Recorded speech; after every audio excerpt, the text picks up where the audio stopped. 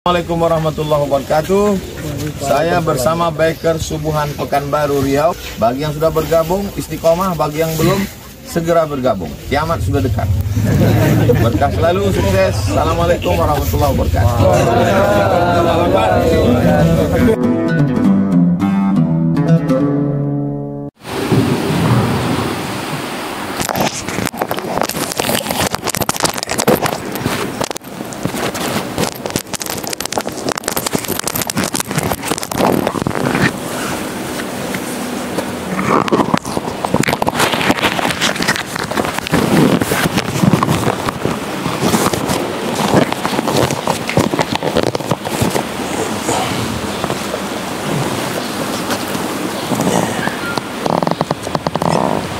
Assalamualaikum warahmatullahi wabarakatuh. Bismillahirrahmanirrahim. Alhamdulillahirabbil alamin. Allahumma salli ala sayyidina Muhammad. Alhamdulillah, bersyukur pada Allah Subhanahu wa taala di hari yang baru kita diberikan Allah nikmat bisa melihat, bisa mendengar, bisa berjalan dan sampailah kita di Masjid Baitur Rahman melanjutkan kajian Riyadhus Shalihin, membaca hadis-hadis Rasulullah sallallahu alaihi wasallam yang biasa kita baca setiap pekan bersama Tuan Guru Ustaz Abdul Somad. Tapi tadi malam sebelum tidur tiba-tiba saya dapat WA, tak tolong gantikan nanti subuh. Entah apa sebabnya saya tak tahu. Yang jelas tolong gantikan nanti subuh. Dikasih screenshot, ini bab yang baru, bab ke-41. Mudah-mudahan kajian setiap Rabu subuh kita istiqamah, bisa kita lanjutkan dan selesai sampai akhir insyaAllah, dan nanti dilanjutkan dengan kitab-kitab yang lain sehingga mengaji ini sampai mati. Sebab ilmu ini banyak yang tak kita tahu, dan yang kita tahu banyak pula yang lupa. Kalau tak diingat-ingatkan, kalau tak dikaji-kaji, tak diulang-ulang, mungkin tak ada yang akan kita amalkan. Sebab bagaimana mungkin orang tak tahu mengamalkan apa yang dia tak tahu? Bagaimana mungkin orang tidak paham mengamalkan apa yang dia tak paham? Sedangkan yang tahu, yang paham belum tentu kita bisa amalkan dengan benar. Maka abang kakak, bapak ibu dirahmati Allah, tak boleh kita berhenti mengaji kecuali sudah mati saja. Mudah-mudahan kita di antara istiqamah. Amin ya rabbal alamin. Salawat berangkai salam pada Rasulullah sallallahu alaihi wasallam. Semoga kita semua termasuk di antara umat Rasulullah yang nanti disebut namanya oleh Rasulullah, yang nanti didoakan oleh Rasulullah saat melewati sirat. Ketika orang semuanya takut, cemas, orang tergelincir, Nabi berdoa, Allahumma sallim sallim. Ya Allah, selamatkan. Siapa yang selamatkan? Umatnya. Mudah-mudahan kita termasuk yang didoakan saat itu, sehingga selamat perjalanan dunia, selamat perjalanan akhirat kita insyaAllah. Yang sama-sama kita muliakan para alim, para ustaz, para ulama yang hadir di majlis kita, kemudian para orang tua kita, tokoh-tokoh yang hadir, siapapun yang duduk di majlis kita, semoga semuanya dirahmati oleh Allah Subhanahu wa taala. Kita lanjutkan membaca bab 41. Betul ya? Babu tahrimil uquq wa qati'atir rahim. Bab yang menjelaskan tidak boleh, haram bagi kita al-uquq, durhaka. Durhaka kepada Allah, durhaka pada orang tua. Yang di sini lebih spesifik nanti durhaka kepada orang tua. Wa qati'atir rahim, dan memutuskan hubungan kekerabatan, hubungan yang kita sebut selama ini silaturahim, hubungan kedekatan antara kita dengan orang yang satu nasab, yang punya hubungan darah dengan kita. Seperti kebiasaan Imam Nawawi, setiap membuka bab beliau kemukakan ayat-ayat Al-Quran terkait dengan masalah yang kita bahas. Ayat pertama beliau kutip surat Muhammad ayat 22 dan 23. Qala Allah Ta'ala, a'udzu billahi minasyaitonir rajim, fahal asaitum in tawallaitum an tusidu fil ardi wa tuqatti'u arhamakum ulaika alladhina la'anahumullah fa asammahum wa a'ma absarahum.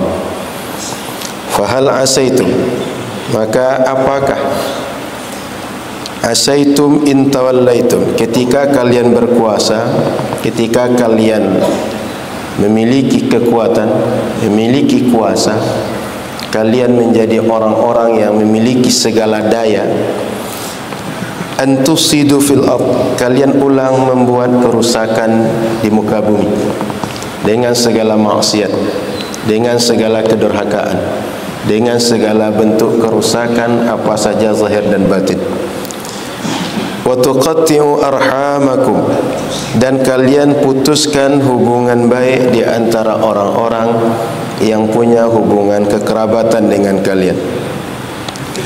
Ulaika alladzina la'anahumullah, kalau ada orang seperti itu, dia berpaling dari agama, dia buat kerusakan, dia putuskan hubungan baik, dia rusak hubungan kerabatan. Ulaika alladzina la'anahumullah, mereka adalah orang yang dilaknat oleh Allah Subhanahu wa taala. Orang-orang yang diusir dari rahmat Allah, orang-orang yang jauh dari rahmat Allah. Fa asammahum wa a'ma absarahum, sehingga orang-orang itu pekak telinga dia dan buta mata dia. Dia tidak pekak secara telinga ini tak bisa mendengar, bukan mata ini tak bisa melihat, tapi anil haq, tak nampak oleh mereka kebenaran, tak terdengar oleh mereka kebenaran, sehingga mereka tak tahu mana yang patut diikut, mana ajaran yang patut diamalkan. Sehingga mereka ini macam orang hidup ini tidak mendengar, tak paham, lalu tanpa ada arahan, tanpa ada bimbingan, tanpa ada panduan, sehingga mereka buat semau mereka, sebab tidak tahu mana yang hak, tak tahu mana yang batil, semuanya dibuat karena mereka telinganya, matanya tertutup dari kebenaran. Ini hukuman bagi orang yang ketika Allah Subhanahu wa taala suruh dia taat, tapi dia justru ingkar. Ketika Allah suruh melakukan semua upaya agar hubungan kekerabatan tersambung, terjadi silaturahim, dia justru melakukan sebaliknya. Dia putuskan hubungan kekerabatan. Maka Allah hukum mereka dengan laknat, terusir dari rahmat Allah, jauh dari rahmat Allah. Dan Allah hukum mereka dengan punya mata, telinga, punya hati, punya pikiran, tapi macam tak berfungsi, sebab semuanya berpaling dari Allah Subhanahu wa taala. Wa qala ta'ala, dan Allah berfirman dalam surat Ar-Ra'd ayat 25, walladzina yanquduna ahdallahi min ba'di mitsaqih, walladzina yanquduna ahdallah, dan orang-orang yang membatalkan, orang-orang yang mengingkari perjanjian mereka dengan Allah Subhanahu wa taala, min ba'di mitsaqihi, setelah perjanjian itu diikat, setelah kuat, setelah perjanjian itu sepakat, setelah perjanjian itu mengikat para pihak yang berjanji. Wa yaqta'una ma amara Allah bihi an yusala, dan mereka memutuskan hubungan kekerabatan yang Allah perintahkan untuk dihubungkan. Mestinya kita dengan orang tua hubungan baik, dengan bapa hubungan baik, dengan ibu hubungan baik, dengan abang, dengan kakak, dengan paman, dengan bibi hubungan baik, dengan saudara kita hubungan baik. Tapi dia justru memutuskan. Saudara tak teguran dengan saudara, saudara memusuhi saudara yang lain, anak memusuhi orang tua, anak mengusir orang tua, dan seterusnya. Wa yusiduna fil ard, dan mereka melakukan kerusakan di muka bumi. ulaika lahumul la'nah wa lahum su'ud dar. Mereka itu adalah orang-orang yang dapat laknat dari Allah Subhanahu wa taala. Laknat itu bahasa kita orang yang jauh dari rahmat Allah. Kalau kita terjemahkan terkutuk. Terjemahan kita biasanya terkutuk, tapi dalam bahasa Arab orang-orang yang jauh dari rahmat Allah. Kalau rahmat dekat dengan rahmat Allah, kita diberi rahmat oleh Allah, dekat dengan kasih sayang Allah. Kalau laknat jauh dari kasih sayang Allah. Maka laknat ni lawannya rahmat. Walahum su'ud dar, dan mereka akan ditempatkan dengan tempat kembali yang buruk. Di akhirat ada tempat kembali yang baik, husnul ma'ab, ada tempat kembali yang buruk, ada surga, ada neraka. Ahlu sunnah meyakini tak ada tempat yang lain kecuali surga dan neraka saja. Maka tak ada manzilah baina manzilataini, tak ada tempat di antara surga dan neraka. Sehingga kita di akhirat nanti kalau tak masuk surga, masuk neraka. Syukurnya umat Nabi Muhammad semuanya masuk surga. Meskipun masuk surga ada yang masuk tanpa hisab, ada yang dihisab tapi ringan, ada yang dihisab susah, ada yang dihisab susah akhirnya masuk neraka dulu dan nanti masuk surga juga. Tapi umat Nabi Muhammad selama dia qala la ilaha illallah dakhalal jannah, selama di dunia dia berkeyakinan tidak ada Tuhan selain Allah, dia masuk surga. Maka kita semua berdoa semoga di dunia tak pernah beralih keyakinan kita. Seburuk-buruk kehidupan, seburuk-buruk nasib yang kita lalui, jangan sampai berubah keyakinan. Mudah-mudahan kita sampai mati nanti tetap istiqamah dengan iman, dengan Islam, mati husnul khatimah, dan patut nanti dirahmati oleh Allah Subhanahu wa taala. Amin ya rabbal alamin. Surat Ar-Ra'd ayat 25. Intinya kedua ayat ini adalah larangan bagi kita jangan sampai maksiat kepada Allah. Jangan sampai maksiat secara umum, dan disebutkan secara khusus. Di antara bentuk maksiat secara khusus itu, jangan putuskan hubungan baik di antara kekerabatan kita, terutama orang paling dekat dengan kita. Hubungan kerabatan paling dekat itu darinya kita berasal. Rahim itu maksud dalam syariat diambil dari rahim orang tua kita, sehingga disebut dengan silaturrahim, menghubungkan orang yang berasal dari rahim yang sama atau dari rahim itu kita berasal. Oleh karena itu hubungan silaturrahim itu yang paling utama adalah hubungan kita dengan dari rahim itu kita berasal, dengan mak kita. Dan rahim itu tak akan menghasilkan anak kecuali ada pasangan rahim, maka dengan bapak kita. Sehingga ketika disebutkan hubungan silaturahim, yang pertama mesti kita jaga, yang mesti kita hubungkan, yang mesti kita rawat, yang mesti kita perbaiki hubungan dengan orang tua kita. Baru kerabat selain orang tua, baru dengan yang lebih luas daripada itu. Jangan sampai kita baik dengan banyak orang tapi tak bersapaan dengan orang tua. Jangan sampai baik dengan semua orang tapi tak bersapaan dengan kerabat kita. Karena ini suruh syariat yang mesti dijaga itu pertama sekali hubungan dengan orang paling dekat dengan kita. Kemudian ayat berikut, ayat yang ketiga, surat Al-Isra ayat 23 sampai 24. Wa qadha rabbuka, dan Tuhanmu telah memerintahkan, alla ta'budu illa iyyah, agar kita tak menyembah, jangan sekali-kali kalian beribadah illa iyyah, kecuali hanya kepada Dia, hanya kepada Allah Subhanahu wa taala. Tak ada lagi sesembahan yang lain, tak ada lagi tujuan ibadah kita kecuali hanya Allah. Jamaah perlu paham bahawa ahlu sunnah wal jamaah ketika mereka bertawasul, mereka beristighatsah, mereka istisfa', semua itu tak pernah beribadah dan meminta kepada selain Allah. Sebanyak apapun tawasul ahli sunnah ni, Apakah dengan baca Quran? Apakah dengan amal saleh? Apakah menyebutkan hamba di antara hamba-hamba Allah? Dia tak pernah meminta kepada selain Allah. Karena ahlu sunnah meyakini la ta'thira illa lillah. Tak ada yang bisa melakukan sesuatu dari tidak terjadi sesuatu menjadi terjadi kecuali hanya Allah yang bisa membuat itu.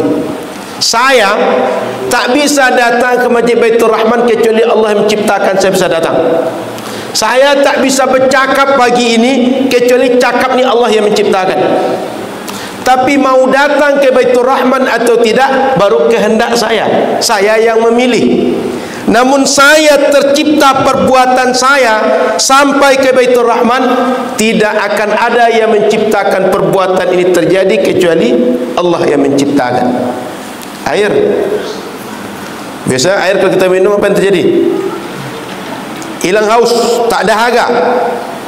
Ahlu sunnah meyakini bahawa haus kita hilang itu bukan karena khasiat daripada air, bukan karena kehebatan air, tapi Allah yang menciptakan rasa puas saat kita minum sehingga tak ada lagi rasa dahaga.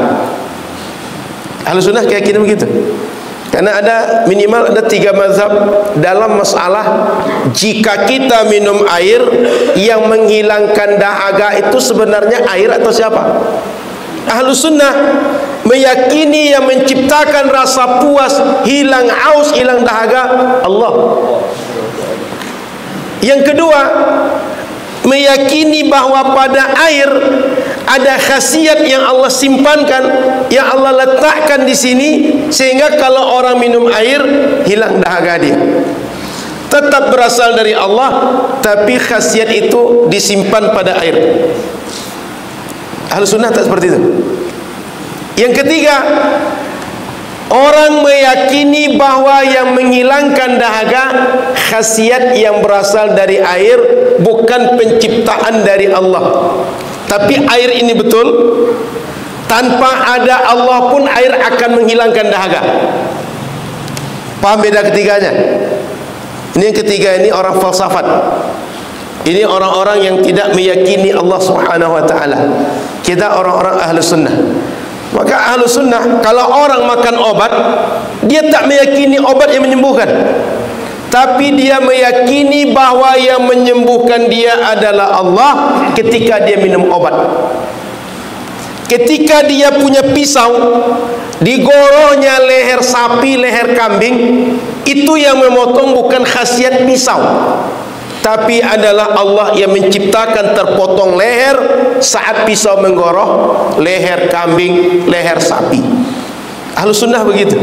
Karena tak ada yang mencipta setiap perbuatan, tadinya tak ada perbuatan menjadi ada perbuatan, kecuali yang mencipta itu semuanya adalah Allah Subhanahu wa taala. Maka ahlu sunnah mau bertawasul, mau beristighatsah namanya, atau apa saja amaliyah, itu tak pernah meminta kepada selain Allah, meminta tetap kepada Allah Subhanahu wa taala. Silakan perhatikan apa saja teks tawasul yang dilakukan oleh orang alim, oleh orang mengerti tawasul, itu tak pernah meminta kepada selain Allah. Cuma sayangnya kita sering di framing kalau bertawasul meminta kepada selain Allah. Betul? Maka dihukumi tawasul itu syirik. Sehingga setiap kita bertawasul dianggap kita ini pelaku syirik. Padahal ahlu sunnah tak meminta kecuali hanya kepada Allah. Dan tawasul itu diajarkan oleh Quran, diajarkan oleh Nabi Muhammad, diamalkan oleh para sahabat Nabi, diamalkan para ulama. Maka kalau ada orang mengatakan tawasul itu syirik, orang itu mungkin tak paham.